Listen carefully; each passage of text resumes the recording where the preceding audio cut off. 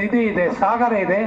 ಆದರೂ ಕೂಡ ಅದು ಒಂದು ಮಹಾನ್ ಗುಣ ಏನು, ಹರಿರ್ನಾಮ ಹರಿರ್ನಾಮ ಹರಿರ್ನಾಮೈವ ಕೇವಲಂ ಕಲವು ನಾಸ್ತೇವ ನಾಸ್ತೇವ ನಾಸ್ತೇವ ಗತಿರ್ನತ. ಈ ಕಲಿಯುಗಕ್ಕೆ ಒಂದೇ ಒಂದು ದಾರಿ ಏನಪ್ಪಾ ಅಂದ್ರೆ ಆ ಭಗವಂತನ ಪವಿತ್ರ ನಾಮ ಸ್ಮರಣೆ.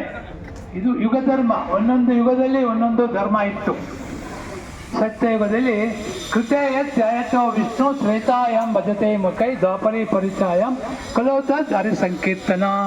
ಕೃತ ಅಂದ್ರೆ ಸತ್ಯಯುಗದಲ್ಲಿ ಧ್ಯಾನ ಮಾಡಿ ಭಗವಂತನ ಸಾಕ್ಷಾತ್ಕಾರ ಪಡಿತಾ ಇದ್ರು. ತ್ರೇತಾಯುಗದಲ್ಲಿ ಯಜ್ಞ ಯಾಗಗಳನ್ನು ಮಾಡಿ ಭಗವಂತನ ಸಾಕ್ಷಾತ್ಕಾರ ಪಡಿತಾ ಇದ್ರು. ದ್ವಾಪರ ಯುಗದಲ್ಲಿ ವಿಗ್ರಹಾರಾಧನೆ. ಕಲಿಯುಗದಲ್ಲಿ ಇದು ಯಾವುದು ಮಾಡೋಕ್ಕೆ ಸಾಧ್ಯವಿಲ್ಲ ನಮಗೆ. ಅದಕ್ಕೋಸ್ಕರ ಭಗವಂತನ ನಾಮಸ್ಮರಣೆ. ಮತ್ತೆ ಇದು ಯಾರು ಮಾಡ್ತಾರೆ? ಕೀರ್ತನೆ ಯಾರು ಮಾಡ್ತಾರೆ? ಕೃಷ್ಣವರ್ಣಂ ದಿಶಾ ಕೃಷ್ಣಂ ಸಾಂಗೋಪಾಂಗಸ್ಥಂ ಪಾರ್ಷದಂ ಯಜ್ಞೈ ಸಂಕೀರ್ತನಾ ಪ್ರಾಯ ಯಜಂತೆಯ ಸುಮೇಧಸ.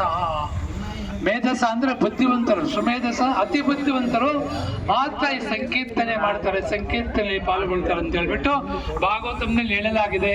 ಸೊ ಅದರಿಂದ ಈ ಭಾಗವತಂನಲ್ಲಿ ಏನಿದೆ ಸಂಕೀರ್ತನೆ ಯಜ್ಞ ನಾವೆಲ್ಲ ಪಾಲ್ಗೊಳ್ಳು ನಮ್ಮ ಒಂದೇ ಒಂದು ನಮ್ಮ ಎಲ್ಲ ಸಮಸ್ಯೆಗಳಿಗೆ ಏಕೈಕ ಮಾರ್ಗ ಭಗವಂತನ ಪವಿತ್ರ ನಾಮ ಸ್ಮರಣೆ.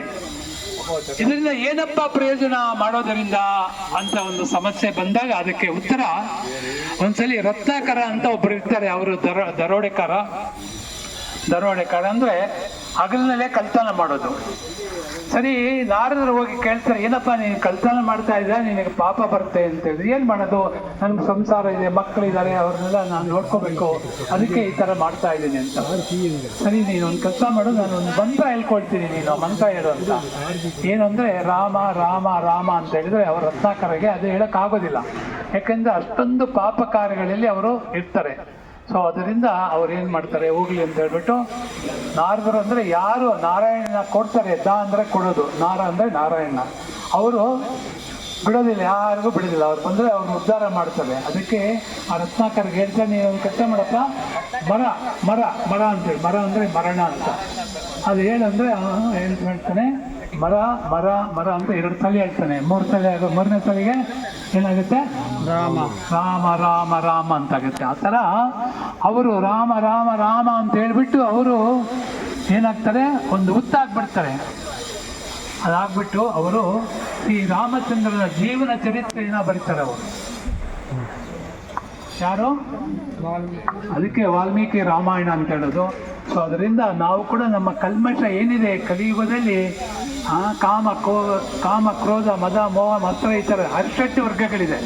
ಕಲ್ಮಶ ಎಷ್ಟಿದೆ ಅಂದರೆ ಅಷ್ಟೊಂದು ತುಂಬಿಕೊಂಡಿದೆ. ಇದಕ್ಕೆಲ್ಲ ಹೋಗೋದಕ್ಕೆ ಒಂದೇ ಒಂದು ದಾರಿ ಭಗವಂತನ ಪವಿತ್ರ ನಾಮ ಸ್ಮರಣೆ.